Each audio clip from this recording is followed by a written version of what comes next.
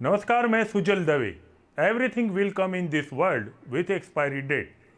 शुद्ध हिंदी में इसका मतलब होता है, यजमान, इस दुनिया में आने वाला हर व्यक्ति या वस्तु किसी निश्चित तारीख के साथ जाने के लिए आते हैं। जितनी जल्दी आप समझ जाओ उतना ही आपके लिए अच्छा है। मैं मोरारी बापू को सुनकर नहीं आया हूं जो आपको धार्मिक उपदेश दे रहा हूं। आज मैं इस बात के जरिए आपको बताना चाहता हूं कि भाजपा में प्रधानमंत्री मोदी की छवि को लेकर आईटी सेल और भाजपा ये प्रचार कर रहा था कि मोदी नहीं तो कौन। आपको इस सवाल में उलझाने का मतलब था कि आप रोजगार, स्वास्थ्य, महंगाई, निजीकरण, जीडीपी और जीएसटी के मुद्दों से भटक जाए। कुल मिला के माहौल यह बनाया गया कि मोदी नहीं तो कौन। माहौल और प्रचार तो यह कह रहा था कि अनंत काल तक ये नाम लिए चलेंगे, कोई देश में इनके सामने बोल नहीं सकता था। लेकिन हाल ही में जो भाजपा से खबर आ रही है उसके मुताबिक खुद भाजपा में मनमुटाव होने लगा है। भारतीय जनता पार्टी को पार्टी विथ डिफरेंस यानी कि सामान्य से इतर राजनीतिक दल का तमगा हासिल रहा है। प्रधानमंत्री नरेंद्र मोदी और केंद्रीय गृह मंत्री अमित शाह के नेतृत्व में पार्टी में अनुशासन का स्तर नई ऊंचाइयों को छू रहा है, इसमें कोई शक नहीं है। लेकिन बीजेपी शासित राज्यों से आ रही हालिया खबरें पर कुछ अलग ही कहानी बयां कर रही है। वो चाहे उत्तर प्रदेश के सीएम योगी आदित्यनाथ हो या मध्य प्रदेश के मुख्यमंत्री शिवराज सिंह या फिर कर्नाटक के चीफ मिनिस्टर बीएस येदियुरप्पा। सबसे पहले बात उत्तर प्रदेश की। 5 जून को मुख्यमंत्री योगी आदित्यनाथ के जन्मदिन पर बीजेपी के केंद्रीय नेतृत्व की ओर से बधाई नहीं दिए जाने के बाद अटकलों का बाजार गर्म हो गया कि मोदी का स्टाइल योगी को पसंद नहीं आ रहा और योगी का स्टाइल मोदी शाह को अनुकूल नहीं आ रहा, बल्कि राष्ट्रीय स्वयंसेवक संघ के एक घड़े को भी नहीं नजर आ रहा। कहा जा रहा है कि बीजेपी 2022 के विधानसभा चुनाव में योगी को दरकिनार करने पर विचार कर रही है, लेकिन उसके सामने भारी उहापों का संकट भी है, क्योंकि योगी की मजबूत हिंदुत्ववादी छवि ने उन्हें एक हद तक बीजेपी की मजबूरी भी बना दिया है। तो दूसरी तरफ इससे सीधे प्रधानमंत्री मोदी को चुनौती मिल रही है। इधर पार्टी के विधायकों में ही योगी के प्रति बढ़ते आक्रोश के दावे भी है जो जोर पकड़ते जा रहे। दिसंबर 2019 में ही पार्टी के 200 विधायकों ने विधानसभा में धरना दे दिया था, भाजपा के विधायकों ने। तब गाजियाबाद के लोनी से विधायक नंद किशोर गुर्जर के नेतृत्व में विधायकों को बड़ा जत्था मुखर हो गया था। अब भी कई विधायक मुख्यमंत्री योगी आदित्यनाथ के तौर तरीकों से काफी खफा है। कोई पुलिस प्रशासन की कार्यप्रणाली पर, तो कोई ब्राह्मणों के प्रति भेदभाव, तो कोई विधायकों के अधिकारों की नजरअंदाजी का मुद्दा उठाकर अपनी ही सरकार को घेरने में जुटा है। नाराज विधायकों में कई खुलकर मीडिया में बयान दे रहे, तो कुछ ने तो सोशल मीडिया का सहारा ले रखा है, जबकि कुछ अन्य सामने न आते हुए भी योगी सरकार के खिलाफ हवा बना रहे हैं। ऐसे नेताओं में गोरखपुर सदर के विधायक डॉक्टर राधा मोहन दास से लेकर सुल्तानपुर विधायक देवमणि त्रिवेदी, सीतापुर शहर से विधायक राकेश राठौड़, गोपमाओं के विधायक श्याम प्रकाश आदि शामिल है। आप देखते होंगे सरकार के हर काम को प्रधानमंत्री मोदी की तस्वीर के साथ ही आपके सामने रखा जाता है। हर इश्तेहार में प्रधानमंत्री की तस्वीर, राशन किट पर प्रधानमंत्री की तस्वीर, आपने वैक्सीन ली तो भी उसकी स्लिप पर प्रधानमंत्री की तस्वीर, भाजपा के हर पेज पर प्रधानमंत्री की तस्वीर, भाजपा के सभी राज्यों के अधिकृत ट्विटर पर प्रधानमंत्री की तस्वीर। लग रहा था कि जब तक प्रधानमंत्री की तस्वीर नहीं लगती तब तक किसी काम को अधिकृत नहीं माना जाता था। इस बीच उत्तर प्रदेश भाजपा ने अपने अधिकृत ट्विटर हैंडल पर से प्रधानमंत्री की तस्वीर दूर कर दी है। आप टीवी स्क्रीन पर देख रहे हैं। 2014 के बाद इस तरह का कदम वो भी सार्वजनिक रूप से उठाने के लिए उत्तर प्रदेश पहला राज्य बन गया है। मामला राजनीतिक गलियारों में चर्चा का विषय बना तो केंद्र भी सतर्क हो गया और डैमेज कंट्रोल करने में जुट गया। गुरुवार को दोपहर योगी को दिल्ली बुला लिया। वैसे तो योगी को सन्यासी कहा जाता है, पर जानकारों का कहना है योगी चेहरे पर फौजी गुस्सा लेकर दिल्ली पहुंचे हैं। दरअसल इस पूरे मामले को समझने की जरूरत है, क्योंकि कुछ तो मजबूरी रही होगी, कोई यूं ही तो बेवफा नहीं होता। मामला यह है कि योगी की बनती हिंदुत्व की छवि खुद योगी को 2024 के लिए प्रधानमंत्री पद के लिए तैयार करती थी। भाजपा का एक दल चर्चा कर रहा था कि खुद भाजपा ने नियम बनाया है कि 75 की आयु के नेताओं को मार्गदर्शक मंडल में भेज दिया जाएगा, जिसका रिबन अडवाणी काट चुके हैं और अन्य सदस्यों की प्रतीक्षा कर रहे हैं। 2024 में प्रधानमंत्री मोदी की आयु 74 साल हो जाएगी। अपने ही नियम के कारण शायद मोदी को उम्मीदवार बनाए न बनाए, इस पर चर्चा शुरू हो गई थी। इस चर्चा के तहत योगी ने अपनी हिंदुत्व की छवि बनाने की शुरुआत कर दी। इस बीच प्रधानमंत्री ने गुजरात कैडर के आईएएस अधिकारी AK शर्मा को समय से पहले इस्तीफा दिलवाकर यूपी भेज दिया गया था। योजना थी कि शर्मा को गृह मंत्री बना दिया जाए, जिससे यूपी की कमान केंद्र के हाथ में रहे। शर्मा हुक्म मिलते ही यूपी पहुंच तो गए, पर योगी ने उन्हें अभी तक कोई पद नहीं दिया। जो जानकारी आ रही है उसके मुताबिक शर्मा को योगी अब बैठक में भी नहीं बुलाते, जिससे केंद्र नाराज चल रहा था। केंद्र की नाराजगी सामने आते ही योगी अपने तरीके पर उतर आए और ट्विटर पर से मोदी गायब हो गए। अभी यूपी के ट्विटर पर अकाउंट पर योगी और अन्य नेताओं की तस्वीर नजर आ रही है। भाजपा में चर्चा है कि 2014 केंद्र के सामने कदम उठाने वाले योगी अकेले नेता है। दूसरी ओर भाजपा को योगी की नाराजगी नागुजार है। 2024 में फिर से सत्ता पर आना है तो योगी का साथ जरूरी है, क्योंकि राजनीति का पहला पार्ट यही है कि केंद्र का रास्ता यूपी बिहार से ही निकलता है। अब बात करते हैं मध्य प्रदेश की। मुख्यमंत्री शिवराज सिंह चौहान कोरोना की दूसरी लहर के मैनेजमेंट को लेकर पार्टी के अंदर ही गिर गए। ताजा लहर से राहत मिलते देख जब शिवराज सरकार ने ऑड इवन फॉर्मूले पर अनलॉक की प्रक्रिया का ऐलान किया तो बीजेपी के विधायकों ने सवाल खड़े कर दिए। सतना जिले के मेहर से पार्टी विधायक नारायण त्रिपाठी ने अनलॉक पॉलिसी के विरोध में सीएम को पत्र तक लिख डाला। अप्रैल के आखिर में तो हद ही हो गई थी, जब बीजेपी के छात्र संगठन अखिल भारतीय विद्यार्थी परिषद यानी कि ABVP की पूर्व प्रदेश मंत्री श्रेष्ठा जोशी ने एक फेसबुक पोस्ट के जरिए मुख्यमंत्री के खिलाफ खुलेआम मोर्चा खोल दिया था। उन्होंने राज्यपाल से शिवराज सिंह चौहान को मुख्यमंत्री पद से हटाने की मांग कर दी थी। बहरहाल हाल में प्रदेश की राजधानी भोपाल में बैठकों के दौर ने भी कयासों का बाजार गर्म कर दिया है। कुल मिला के उत्तर प्रदेश में विधायक योगी से और योगी केंद्र से नाराज चल रहे हैं, तो दूसरी ओर मध्य प्रदेश में शिवराज से भी उनके अपने नाराज चल रहे हैं।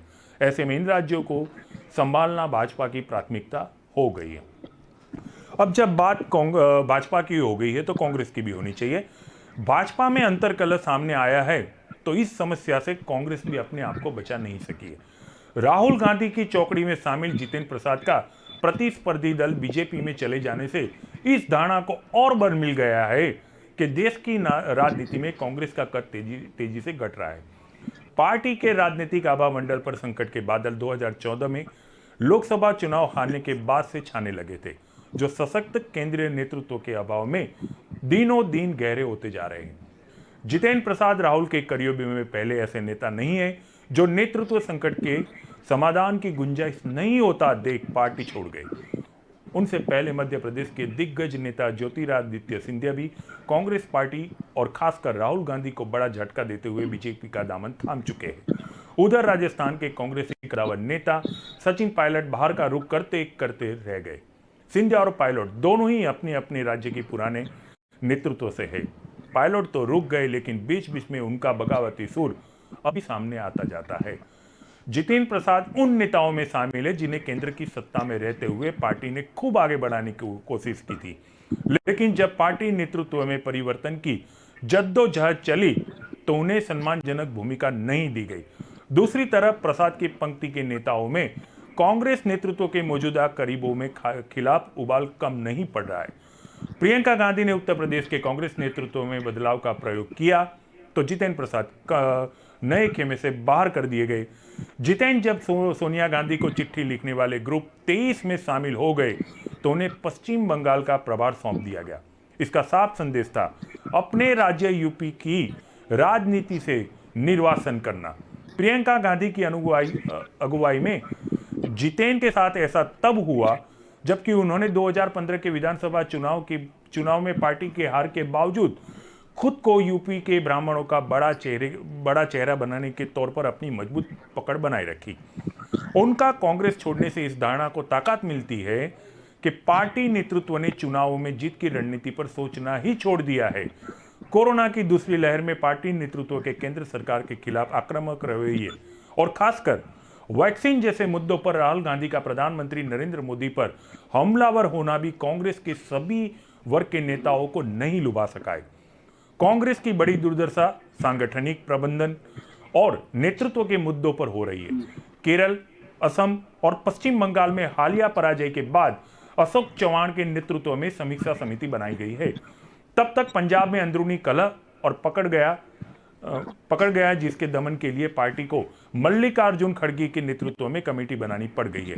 इससे पहले राजस्थान में सचिन पायलट की बगावत से पार पाने के लिए समिति का गठन करना पड़ा था। उसने पार्टी को फौरी राहत तो दिला दी, लेकिन संकट को जड़ से खत्म करने में अब तक सफल नहीं हो पाई है। समिति पर समिति बनाने की जरूरत पड़ने से ऐसा लग रहा है कि कांग्रेस पार्टी कमजोर नेतृत्व के अभाव में आंतरिक उठापटक से बुरी तरह जूझ रही है। यह हार के बाद हार मिलते रहने से मायूस हो रहे कार्यकर्ताओं और पार्टी के पदाधिकारियों की नाउम्मीदी बढ़ाने का कारण बन रहा है। कांग्रेस से अंदर खाने से आवाज उठ रही है कि पार्टी में खुद के कायाकल्प करने का दमखम ही नहीं बचा है। उदाहरण के तौर पर केरल में हार के बाद कांग्रेस ने नए प्रदेश नेतृत्व की घोषणा की तो एक पार्टी पदाधिकारी ने इसे बेहतरीन नेतृत्व का मॉडल करार दिया, जो कई जगहों पर असफल साबित हो चुका है और जिसके बारे में पार्टी प्लेटफॉर्म पर बार बार सवाल उठाए जा रहे हैं। दरअसल कांग्रेस पार्टी ने केरल का नया प्रदेश प्रमुख बनाए जाने के साथ ही तीन कार्यकारी अध्यक्ष भी बना दिए। उत्तर प्रदेश के गोरखपुर से कांग्रेस के सांसद रह चुके हरिकेश बहादुर ने 9 जून को जितेंद्र प्रसाद के भाजपा में चले जाने के बाद ट्वीट करके लिखा है, एक के बाद एक नेताओं का पार्टी छोड़कर भागना कांग्रेस के लिए चिंता की बात है, किंतु नेतृत्व अपनी कमियों पर विचार करने को तैयारी नहीं है। उसकी दृष्टि केवल पार्टी छोड़ने वाले की अवसरवादिता पर ही टिकी हुई है। आज मैं इसी बात पर बात करना चाहता हूं। मेरे साथ कांग्रेस के पूर्व सांसद हरिकेश बहादुर जुड़े हुए, जो गोरखपुर से 2 बार कांग्रेस के लिए चुने जा चुके। बहादुर साहब, आपका ढेर सारा स्वागत करता हूं, खूब स्वागत करता हूं और सम्मान के साथ स्वागत करता हूं। आज इस मुद्दे पर आप बोलने के लिए आए। आपका ट्वीट है जो मुझे इस पूरे विषय को चर्चा में लाने के लिए एक प्रेरणा दे रहा है। आप कांग्रेस में हैं, 2 बार सांसद चुने जा चुके, फिर भी आपने शीर्ष नेतृत्व पे सवाल उठाए अपने ट्वीट के जरिए। मैं मानता हूं कि आपने मर्यादा में जो कहना था वो कह दिया है, लेकिन जितना कहा है वो बहुत कुछ है। मैं सविस्तार से अपने दर्शकों के लिए कांग्रेस की मनोदशा, कांग्रेस की कार्यप्रणाली का और अभी जो कांग्रेस के कार्यकर्ता खास करके उत्तर प्रदेश के हैं उनकी मनोस्थिति को जानना चाहता हूं। तो आप इस बारे में क्या कहेंगे? देखिए, जो घटनाएं इस समय घट रही हैं उससे एक बात तो बहुत साफ जाहिर है कि पार्टी में असंतोष है, काफ़ी दिन से चल रहा है। और ये स्थिति ऐसी हो गई है कि हमारे देश की जो 2 राष्ट्रीय पार्टियां हैं, कांग्रेस और भारतीय जनता पार्टी, इन दोनों में ही देखा जा रहा है कि काफ़ी असंतोष है अंदर से जी। लेकिन कुछ मर्यादाओं के कारण, कुछ नैतिकता के कारण, कुछ परंपरा के कारण लोग आमतौर से चुप रहते हैं और बहुत सारी चीज़ों को बर्दाश्त करते रहते हैं और चीज़ें अपने तरह से होती रहती हैं जी। अभी आपने भारतीय जनता पार्टी की भी जो बात की जी, उसका भी तमाशा हम लोग काफ़ी दिन से यहाँ देख रहे हैं जी। और कांग्रेस की जो स्थिति है उसको भी आपने देखा जी। तो एक चीज बहुत साफ है कि दोनों पार्टियों में कुछ लोगों को जबरदस्ती नेता बनाया जा रहा है। उनमें नेतृत्व की कितनी क्षमता है, कितना गुण है, नहीं है, वह एक अलग सवाल है। बिल्कुल। दोनों ही पार्टियां और इनकी संख्या ऐसे लोगों की जो बनाए जा रहे हैं नेता, वो कोई 1-2 नहीं है, इनकी कई की संख्या है जी। अब ये सारी स्थिति ये बन गई है कि जो पार्टियों के शीर्ष नेता हैं या जो उनके सलाहकार हैं, उनको जो लोग पसंद हैं उनको तो वो सिस्टम में रखना चाहते हैं जी। जो लोग उनको नहीं पसंद हैं उनको सिस्टम से बाहर कर देना चाहते हैं। बिल्कुल। अब आप देखेंगे कि बहुत सी जगहों पर जो सीनियर लीडरशिप है उसकी बहुत उपेक्षा चल रही है और उस उपेक्षा का नतीजा ये हुआ है कि मैंने ये पाया कि बहुत से लोग तो पार्टी छोड़ के चले गए जी और कुछ लोग उनको इग्नोर किया गया, उनकी इतनी उपेक्षा की गई कि बहुत से लोग अपने घर चले गए जी। तो इससे हो ये रहा है कि नेतृत्व का जो पूरा एक पूरा जो एक वर्ग है और जो एक समूह है, उस समूह में ही खोखलापन आती जा रही है। जी। अब उसका नतीजा ये हो रहा है कि जिन लोगों की साख जनता में है, जिनको जनता जानती है, जिनको जनता 25 साल 30 साल 40 साल से काम करते हुए देख रही है, ऐसे लोगों को आप एकदम जब बाहर करते हैं, जिनकी साख जनता के बीच में है, तो उससे पार्टी कमजोर हो जाती है, क्योंकि लोग उनकी बात ज्यादा ध्यान से सुनते हैं। जी। जो नए लोगों को आप ला रहे हैं, नए लोगों को लाने की कोई रोक नहीं, आप नए लोगों को लाइए बेशक, क्योंकि ये तो सिस्टम ही है। जो पुराने लोग हैं वो धीरे धीरे नदी के बहते हुए पानी की तरह वो आगे चले जाएंगे, पीछे वाला पानी उस जगह को आकर के कवर कर लेगा। तो नई पीढ़ी जो आती है उसको रोकने का इरादा किसी का नहीं, लेकिन अगर आप ऐसा करें कि पूरे आगे के पानी को निकाल करके आप बाहर कहीं फेंक दें और उसकी जगह पर नया पानी भरने की कोशिश करें, तो इसमें तो टाइम लगता है। तो उसी तरह से जैसे एक नेतृत्व बिल्डअप करने में आपको 10 साल 20 साल 25 साल टाइम लगते हैं। ठीक उस है। समय में ही उस नेतृत्व की एक साख जनता में बनती है। ये जो लड़कों को हर जगह लाया जा रहा है वो बहुत अच्छा काम किया जा रहा है, लेकिन इनको कुछ एक्सपीरियंस लोगों के साथ काम करने देना चाहिए।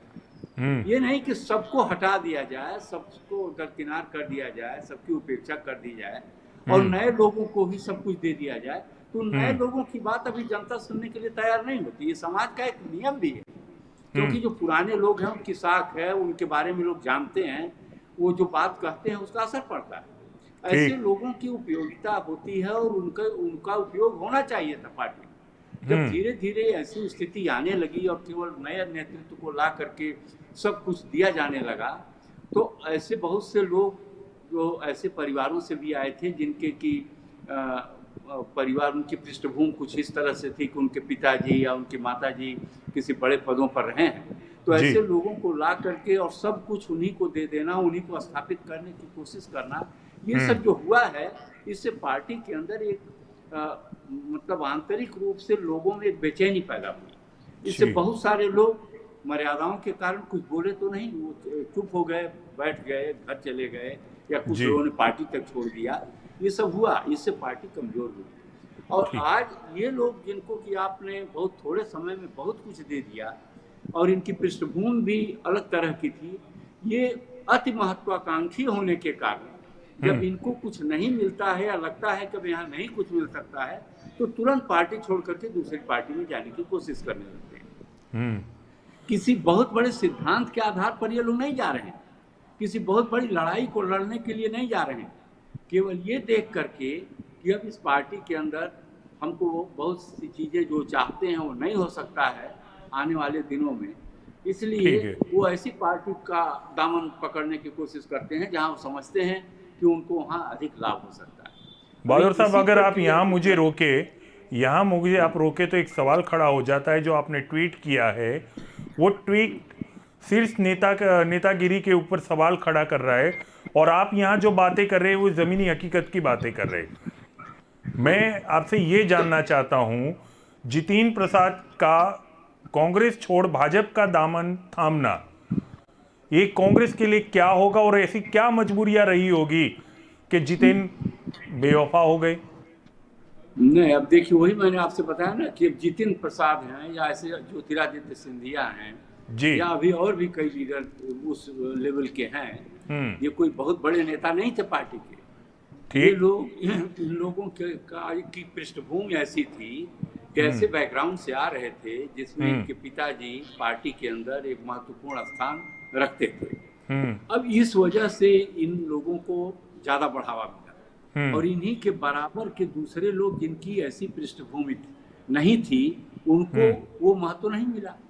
ये लोग मान लीजिए अगर चुनाव जीत करके आए तो इनको एक परिस्थिति में, आप जानते हैं उत्तर प्रदेश में कांग्रेस की क्या स्थिति है, इसमें बहुत से लोग चुनाव, यहाँ पर जो जातीय समीकरण बने हैं, जो सांप्रदायिक ध्रुवीकरण होता है, जातीय ध्रुवीकरण होता है, इन कारणों से अलग अलग क्षेत्रों की अलग अलग स्थितियां हैं।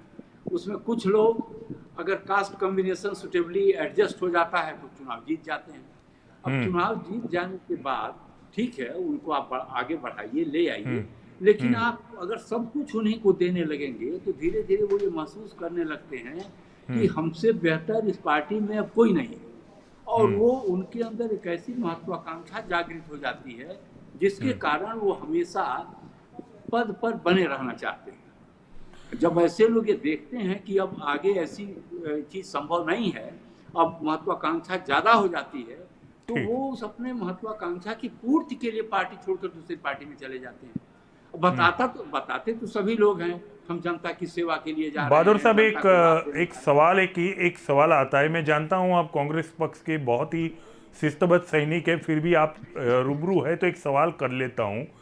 आपके ट्वीट के माध्यम से ये सवाल खड़ा हुआ है, आपने जो शीर्ष नेतागिरी के ऊपर सवाल खड़ा किया है, आपको नहीं लगता कि बिखरी हुई कांग्रेस को समेटने के लिए, बेजान कांग्रेस को जान डालने के लिए अब शीर्ष नेतागिरी जो है उसे बदलना चाहिए? आप ही का ट्वीट इस तरह का इशारा कर रहा है, आप चाहे तो खुल के बोल देखिए, सकते हैं। जहाँ मैं आपको बताऊं कि जहाँ तक शीर्ष नेतृत्व का सवाल है, ये तो पार्टी इसको तय करेगी खुद कि क्या हमको करना है, क्या एक नहीं ही करना। परिवार पार्टी पार्टी में बन गया है बहादुर साहब, एक ही परिवार पार्टी बन गया है। यही देखिए, है कि गांधी की जो कांग्रेस के कांग्रेस अंदर थी वो विचारधारा अलग थी। हर 10 साल के बाद फैशन चला जाता है, उसी तरह विचारधारा भी बदली जाती है।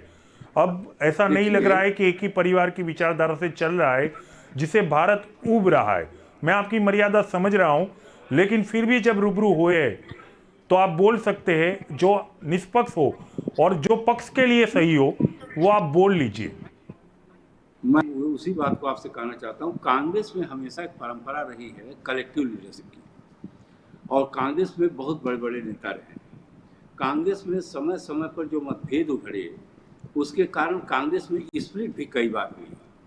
लेकिन पिछले कुछ दशकों से एक ऐसी स्थिति बन गई कि पार्टी व्यक्ति प्रधान हो गई, और यस। ये जो पार्टी का व्यक्ति प्रधान हो जाना ही पार्टी को कमजोर करने का एक सबसे बड़ा कारण बन गया। देखिए, जब तक इंदिरा जी का नेतृत्व था तो वो देश के लिए एक सर्वमान्य नेतृत्व था। जी। उस कारण से जनता कांग्रेस के साथ जुड़ी हुई थी, इसलिए कांग्रेस जब लोकसभा का चुनाव होता था तो 350 से लेकर 450 सीटें जीतती थी। जी। और जब इंदिरा जी नहीं रही, उसके बाद जो चुनाव हुआ, तो उनके पुत्र राजीव जी जब आए सामने, तो राजीव जी का भी कुछ व्यक्तित्व तो ऐसा था कि उसमें एक आकर्षण था, और इंदिरा जी के की जिस तरह से मृत्यु हुई थी, उसका जो जनता के ऊपर उनके मानसिक जो स्थिति जनता की बनी, जो जनता के दिल दिमाग पर प्रभाव पड़ा, जी। उसका नतीजा ये हुआ कि जनता ने भरपूर समर्थन राजीव जी को दिया, और जी। 400 से ज़्यादा कांग्रेस सीटें जीती।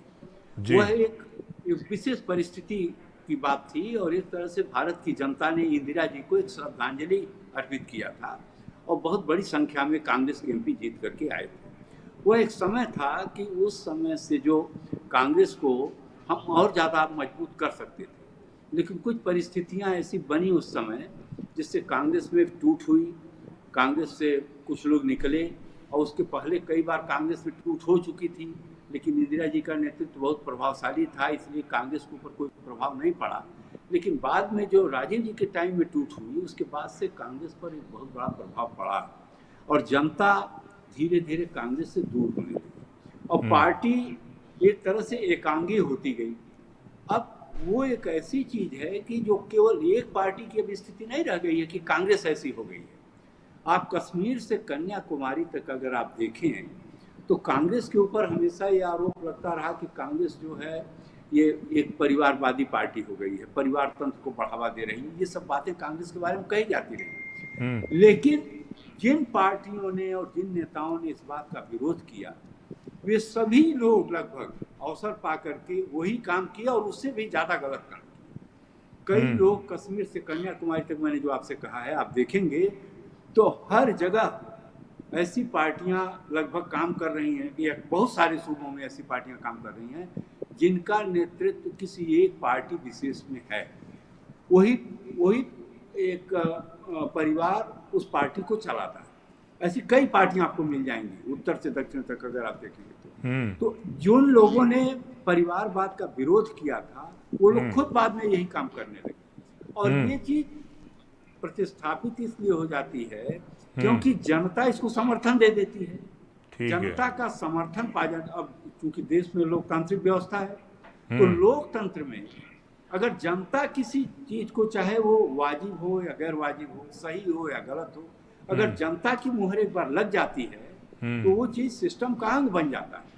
आज ठीक। वही चीज हो गई है बहुत सारी पार्टियों में। लेकिन अभी तो पार्टी के जो लीडर्स हैं किसी भी पार्टी में, ये उनको सोचना पड़ेगा कि किसी एक परिवार का वर्चस्व रखने से कोई पार्टी चलेगी या नहीं चलेगी। अगर उस पार्टी की स्थिति ऐसी है या उस नेतृत्व की स्थिति ऐसी है कि जनता उसके साथ है, तब तो कोई दिक्कत नहीं हो, चलेगा।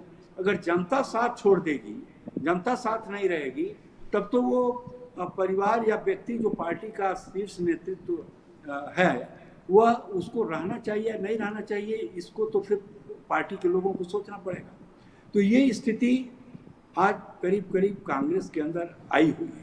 अच्छा ठीक है बहादुर साहब, मुझे ये बताइए कि जितेंद्र प्रसाद इसके का कि कोई दूसरे लोग एक सेकेंड एक बात और कर दें। जी जी इसके कि पार्टी के कोई दूसरे लोग इस बारे में कोई निर्णय लें। मैं समझता हूं कि जिन लोगों के नेतृत्व में पार्टी चल रही है उन्हीं को इस पर फैसला करना चाहिए वास्तविक स्थिति को देखते हुए। और दूसरी बात, उन्हें सारे ऐसे लोगों को, नेताओं को, जो कि हमेशा पार्टी के साथ रहे हैं, पार्टी के प्रति वफादार हैं, सक्षम हैं, लेकिन वो चूंकि ज़्यादा उनकी उम्र ज़्यादा हो गई है, इसलिए उनको दरकिनार कर देना या उनकी उपेक्षा कर देना, उनको बिल्कुल अलग कर देना, इस चीज़ से जब तक पार्टी नेतृत्व परहेज नहीं करेगा, पार्टी कभी भी सशक्त नहीं हो पाएगी। ये मेरी अपनी। ठीक है। अब एक आखिरी सवाल आपके लिए बहादुर साहब, आप एक शिस्तबद्ध सैनिक है, मैं समझ रहा हूँ आपकी मर्यादा, आपने फिर भी जितना कुछ बोला है, भले ही इसे लोक विद्रोही सूर समझे, पर मैं तो समझता हूँ कि पार्टी के हित में जो आचरण आपने किया है वो वाकई काबिल तारीफ है। पर एक सवाल, आखिरी सवाल आपसे ये हो रहा है, उत्तर प्रदेश में से जितेंद्र प्रसाद का कांग्रेस से भाजपा ज्वाइन करना कांग्रेस के लिए, खास करके जो उत्तर प्रदेश में अभी कोई वजूद नहीं है, वहां इस तरह का झटका कांग्रेस किस तरह से डैमेज कंट्रोल करेगी? देखिए, जितेंद्र प्रसाद कोई बहुत बड़े नेता नहीं है। उनके पिताजी का भी कोई इतना बड़ा कद नहीं था कि वो पूरे प्रदेश को प्रभावित कर सकते हो। जी। पार्टी में गिरावट राजीव गांधी के असैसिनेशन के बाद पार्टी के पास इफेक्टिव लीडरशिप नहीं डेवलप हो पाई। ये नरसिम्हा राव जी थे, नरसिम्हा राव जी पार्टी को चलाए और उनके पास बहुमत नहीं था, लेकिन बहुमत वो किसी तरह से मैनेज करके 5 साल उन्होंने सरकार चलाया। लेकिन जब 96 में इलेक्शन हुआ तो उसमें जो पार्टी को सेटबैक आया, वो फिर उसको वो आसानी से रिकवर नहीं हो पाया। ये अलग बात है 2009 में कांग्रेस को लोकसभा के चुनाव में 206 सीटें मिल गई थी, लेकिन चीज़ें आगे जिस तरह से सब डेवलपमेंट हुए और जो जो हुआ सारी चीज़ें वो आपको सब पता है। कांग्रेस एक तरह से सिस्टम से इस तरह बाहर हो गई है कि आज कांग्रेस के पास इतने भी एमपी नहीं मिल रहे हैं कि कांग्रेस का नेता लीडर अपोजिशन कहा जा सके। तो ये परिस्थिति जो आज बनी हुई है, ये बहुत ही दुखद कहिए या राजनीतिक रूप से भयंकर स्थिति है, भयानक स्थिति है। इस स्थिति पर बहुत संजीदगी के साथ सारी कांग्रेस पार्टी को विचार करना चाहिए कि कैसे इस स्थिति से कांग्रेस निकले। एक बहुत ही सांप्रदायिक पार्टी, देश के अंदर बिखराव पैदा करने वाली पार्टी, देश में मनमुटाव पैदा करने वाली पार्टी और समाज को बांटने वाली पार्टी, जिसका आज़ादी के रोल में कोई महत्वपूर्ण, आज़ादी की लड़ाई में कोई महत्वपूर्ण रोल नहीं था, कोई भूमिका नहीं थी, आज वो देश की सत्ता पर काबिज हो गई है और तरह तरह के तिकड़म और प्रचार से जनता को भ्रमित किए हुए है। और चूंकि कांग्रेस कमजोर हो गई है, उसका फायदा उठा करके ये पार्टी देश की सत्ता अपने हथिया चुकी है और इसमें अयोग्य लोगों की भारी संख्या है और उन्हीं अयोग्य लोगों को तमाम बड़े बड़े पदों पर बैठाया जा रहा है, जो जिनके पास न तो काम करने की क्षमता है, न ज्ञान है, न कोई सोच है, न कोई विचार है, न कोई दृष्टि है। ऐसे सारे लोगों का एक बहुत बड़ा जमावड़ा आज इस देश की शासन की कुर्सियों पर बैठा हुआ है। ये देश के लिए एक बड़ी खतरनाक स्थिति है, देश के भविष्य के लिए बहुत खतरनाक स्थिति है। उसी में इन लोगों के पास चूंकि योग्य व्यक्तियों का अभाव है, वो कांग्रेस से लोगों को ले रहे हैं। कांग्रेस से लोगों को लेकर के उन्हें वो चाहते हैं कि उनके जो भी उनकी कार्य क्षमता है, उनकी जो बुद्धिमत्ता है, उनकी जो समझ है, उनकी जो दृष्टि है, उसका वो फायदा उठाएं। इस प्रोसेस में भी वो कांग्रेस से लोगों को ले रहे हैं। दूसरा, वो पर सर कांग्रेस वो तो को ले रहे, वो तो कमजोर अपनी भी पार्टी करने के लिए चलानी ले है, रहे देश चलाना है, ले रहे, लेकिन हैं। आपके लोग क्यों खेमा बदल रहे? उनका वही मैं तो बात वही आपको बात बता आ रहा हूँ। जाएगी, फिर सही बात है। अब मैं उसी ओह, पॉइंट पा रहा हूँ। तो ठीक कांग्रेस है, से सब जो लोग लोग अपना जा उद्धार रहे हैं, करने। हाँ, नहीं, कांग्रेस से जो लोग जा रहे हैं, मैंने आपको पहले ही बताया, इसमें से जी बहुत जी सारे जी। ऐसे लोग हैं जिन्होंने जब देखा है कि कांग्रेस में अब उनको ज्यादा कुछ मिल नहीं सकता है, वो उनको अति महत्वाकांक्षी, मैंने कहा ना, उनको लगातार तमाम पद दे दिए गए, तमाम उनको महत्व दे दिया गया, सीनियर लोगों को हटाया गया, ऐसे लोगों को लाया गया, तो ये इतने महत्वाकांक्षी हो गए हैं। अब आप एक बात हमें बताइए, ये सचिन पायलट हैं, सचिन पायलट को क्या पार्टी ने कम दिया है? सचिन पायलट पार्टी के राजस्थान के अध्यक्ष रहे, यहाँ सेंट्रल में वो मिनिस्टर रहे, अभी उनको डिप्टी चीफ मिनिस्टर वहाँ पर बना दिया गया राजस्थान में।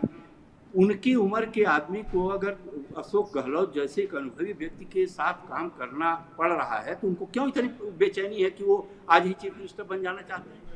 उनको क्या कुछ सीखना नहीं चाहिए? चलिए, वो तो और बहुत बेअदबी के महत्वाकांक्षा साथ की उन्होंने बात है काम जो किया। बढ़ती रहती है, देखिए, पायलट में भी आ गई सवाल वो होगी। है कि नहीं, हम ये पर जानते हैं ऐसे लोग ठीक योग्य है। हो सकते हैं, हाँ, लेकिन क्या अनुभवी लोगों के नीचे काम करने में इतनी अधिक परेशानी उनको है कि वो कुछ डिप्टी चीफ मिनिस्टर रह करके भी कुछ दिन मर्यादित तरीके से, संयमित तरीके से नहीं रह सकते? तो ये इन लोगों की परेशानी ये है कि इनको अधिक से अधिक तुरंत मिलना चाहिए, तत्काल मिल जाना चाहिए। ऐसी स्थिति में ये लोग भाग करके एक जगह से दूसरी जगह जाने की कोशिश कर रहे हैं। ये इन लोगों का आचरण हमारे देखने में बिल्कुल सही नहीं है और निंदनीय आचरण है। इनको एक मर्यादा के साथ, और कांग्रेस के अंदर ये मर्यादा थी, बहुत सारे लोग उपेक्षा किया गया उनकी, लेकिन वो चुपचाप रहे पार्टी के अंदर और अपने समय का इंतजार करते रहे। लेकिन इन लोगों को सब कुछ दिया जाता है, फिर भी जाने के लिए तैयार हो जाते हैं। जितिन प्रसाद की समस्या ये थी कि वो देख रहे थे कभी यहाँ उत्तर प्रदेश में हमें कांग्रेस के जरिए कुछ नहीं मिल सकता, इसलिए भाग करके वो भाजपा में चले गए। अब भाजपा तो प्रदेश का विनाश कर रही है, यहाँ की स्थिति बेहद खराब है। अभी आपने कोरोना की स्थिति में आपने देखा, आपके गुजरात की भी एक कवित्री ने जो कविता लिखी कि गंगा पारुल जी जो ने। मोक्षदायिनी है वो सौवाहिनी है, हो गई है, मैं उस पर भी एक ट्वीट करने जा रहा था कि हे पारुल सौवाहिनी खक्खर ने गंगा, लिखी थी वो आप तो कविता। मोक्षदायिनी है, आपके सौवाहिनी स्वरूप को भी मैं प्रणाम कर रहा हूँ। तो लेकिन मैं वो रोक दिया था, वो ट्वीट नहीं भेजा। तो आज आप ही के प्रदेश की एक कवित्री की कविता से बात लेकर के मैं ट्वीट करने के लिए सोच रहा था।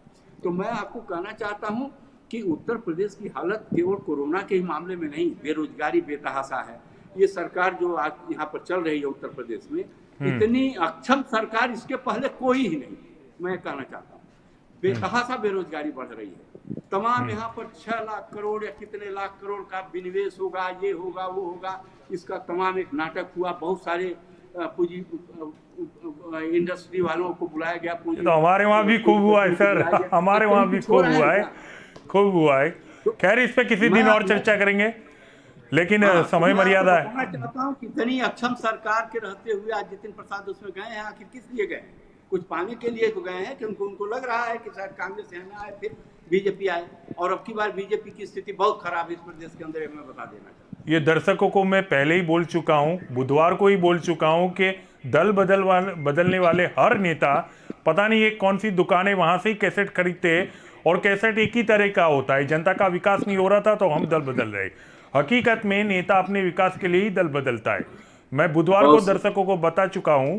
अब पता नहीं दर्शक इसको कितना ग्राह्य रखते हैं, कितना मानते हैं, कितना विश्वास करते हैं, लेकिन मैंने आज तक किसी भी दल बदले नेता को जनता का विकास करते तो नहीं देखा, आज तक तो नहीं देखा, कल कथा पता नहीं जितिन कर जाए। खैर, के न्यूज़ के साथ जुड़ने के लिए बहादुर साहब आपका बहुत बहुत धन्यवाद, आपने कीमती से वक्त निकाला, बहुत बहुत धन्यवाद। तो ये थे पूर्व सांसद हरिकेश बहादुर का ये ट्वीट बहुत कुछ कहता है, इसे गहराई से समझना चाहिए। कांग्रेस से एक के बाद एक नेता दूसरी पार्टियों में जा रहे हैं, इसमें खुल के एक ही कारण सामने आता है, और वो है केंद्रीय नेतृत्व में परिवर्तन चाहिए। ऐसे में जानकारों का मानना है कि गांधी परिवार अगर कांग्रेस को फिर से जान देना चाहती है तो तुरंत शीर्ष नेता बदल देने चाहिए जो गांधी परिवार का न हो। जानकारों का तो यहां तक कहना है कि कांग्रेस हमेशा सरकार पर आरोप लगाती आई है कि सरकार इस देश को नुकसान कर रही है। दूसरी ओर जब जवाबदेही की बारी आती है तो भाजपा 70 साल का हिसाब पूछती है, 7 सालों के बारे में कुछ नहीं कहती, जिससे जनता मूल मुद्दों से भटक जाती है। भाजपा भारत को कांग्रेस मुक्त करना चाहती है। ऐसे में अगर कांग्रेस मानती है कि भाजपा देश को नुकसान पहुंचा रही है, तो तुरंत गांधी परिवार को कांग्रेस से दूर हो जाना चाहिए। इसका असर और कुछ हो न हो, भाजपा के पास भटकाने के लिए मुद्दा नहीं रहेगा और लोग मूल मुद्दों पर सरकार से जवाब मांगेंगे। मैं जानता हूं ऐसा कुछ होगा नहीं, क्योंकि कांग्रेस ये करेगी नहीं और खास तौर पर भाजपा होने देगी नहीं, क्योंकि भाजपा मुद्दा खोना नहीं चाहती। आप देखना यही होगा, ये होता है या नहीं होता है। ये नहीं होगा, बात मेरी ही सही होगी। अब बात करते विश्वगुरु भारत की। विश्वगुरु भारत की मैं नायाब तस्वीरें बताने जा रहा हूं। संवैधानिक चेतावनी है, कमजोर दिल वाले इसे न देखें, क्योंकि सरकार पर रखा आपका अंधा भरोसा टूट सकता है। यह है असम की रहने वाली निहारिका दास।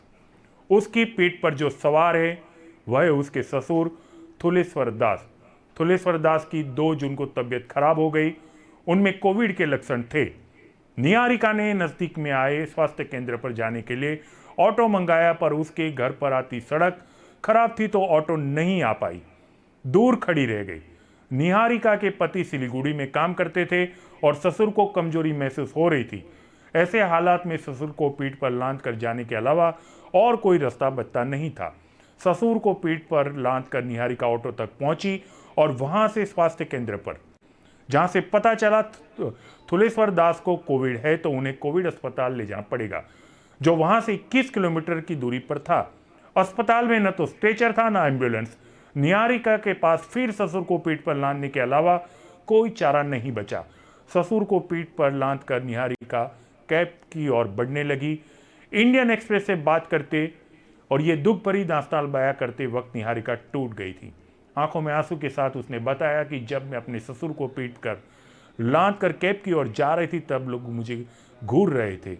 कोई मदद के लिए आगे नहीं आ रहा था। जो नौजवान वहां खड़े थे वो अपने मोबाइल से मेरी तस्वीर ले रहे थे, पर मेरी मदद नहीं कर रहे थे। मैंने मेरे ससुर को कोविड अस्पताल में भर्ती कराया था। बीती 5 जून को उनका देहांत हो गया है। किसी ने ये तस्वीर सोशल मीडिया में पोस्ट कर दी, जिससे इंडियन एक्सप्रेस ने ये स्टोरी छापी है। इस पूरी घटना से 2 बातें सामने आती है।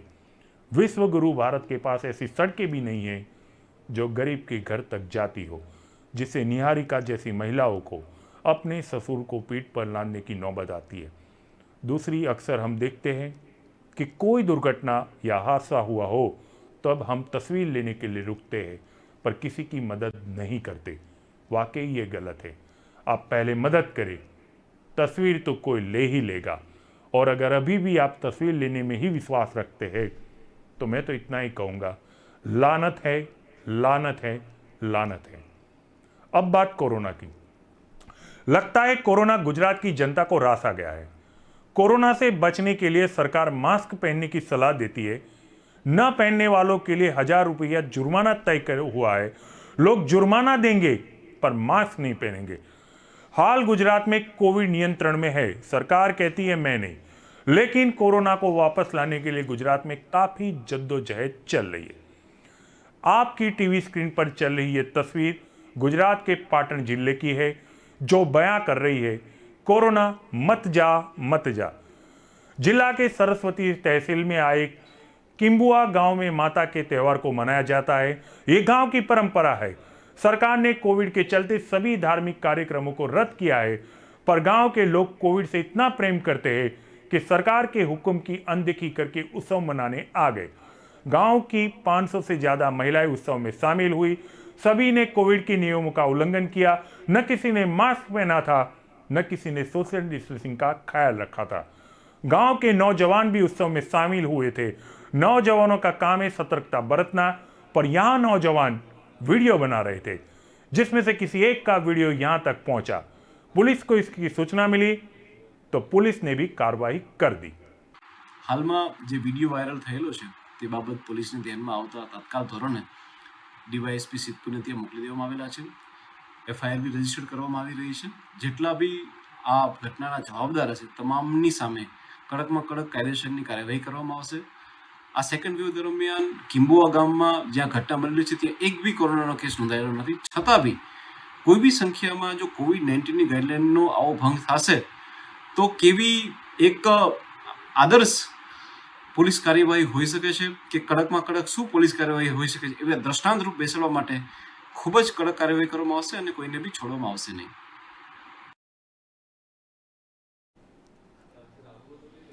याद रखिए, हाल कोविड नियंत्रण में है तो सरकार ने दुकानें खोलने की अनुमति दी है, पर ऐसे ही अंधश्रद्धा से भरे लोगों के कारण कोविड वापस आता है और सरकार को तालाबंदी जैसे कठिन कदम उठाने पड़ते.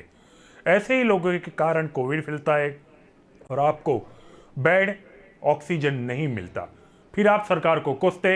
सरकार को कोसिए, जरूर कोसिए, लेकिन उसके पहले जिम्मेदार नागरिक बनिए, क्योंकि आपके यही कदम तालाबंदी वापस लेकर छोटे व्यापारियों को आर्थिक संकट देते हैं. आज केवल इतना ही. आप देख रहे थे एनालिसिस. नमस्कार.